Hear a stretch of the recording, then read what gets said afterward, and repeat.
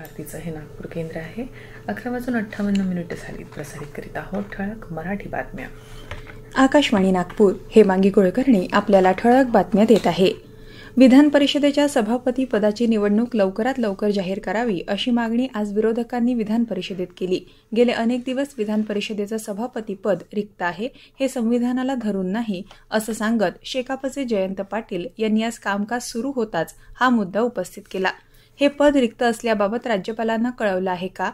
विधिमंडळ सचिवालयाची यासंदर्भात भूमिका काय आहे, असे प्रश्न पाटील यांनी उपस्थित केले.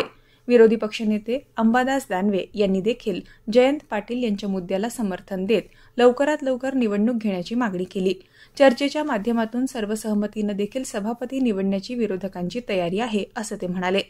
काँग्रेसचे अभिजित वंजारी, भाई जगताप, राष्ट्रवादी काँग्रेस शरद पवार पक्षाचे शशिकांत शिंदे यांनी देखील सभापती निवडणुकीची मागणी लावून धरली.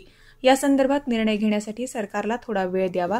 सोमवारी गटनेत्यांच्या बैठकीत यावर चर्चा करता येईल, असं उपसभापती डॉ. नीलम गोऱ्हे यांनी सांगितलं.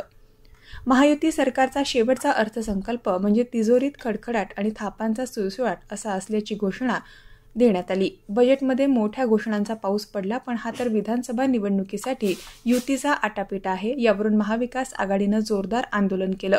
भाऊ म्हणून दाखवलं महिलांना योजनेचं भूल, महिलाच करतील निवडणुकीत कुल, निधीचा वनवा आणि खैरातीचा गारवा अशा जोरदार घोषणा महाविकास आघाडीच्या नेत्यांनी दिल्या आहेत.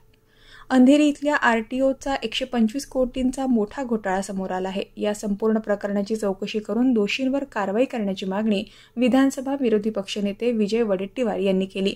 त्याचबरोबर मुख्यमंत्र्यांच्या खात्यात हा झालेला भ्रष्टाचार म्हणजे दिव्याखाली अंधार असल्याची टीका देखील वडेट्टीवार यांनी केली आहे.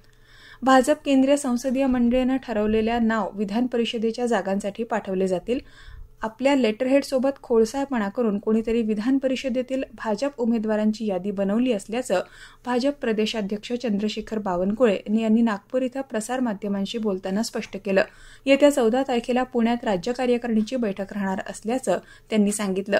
माजी मुख्यमंत्री आणि शिवसेना ठाकरे गटाचे अध्यक्ष उद्धव ठाकरे यांना अर्थसंकल्पावर बोलण्याचा कोणताही अधिकार नाही, कारण त्यांनी 2.5 वर्ष मुख्यमंत्री असताना ना मंत्रालयात पाऊल ठेवलं ना त्यांना अर्थसंकल्प कळतो, अशी टीका बावनकुळे यांनी केली आहे.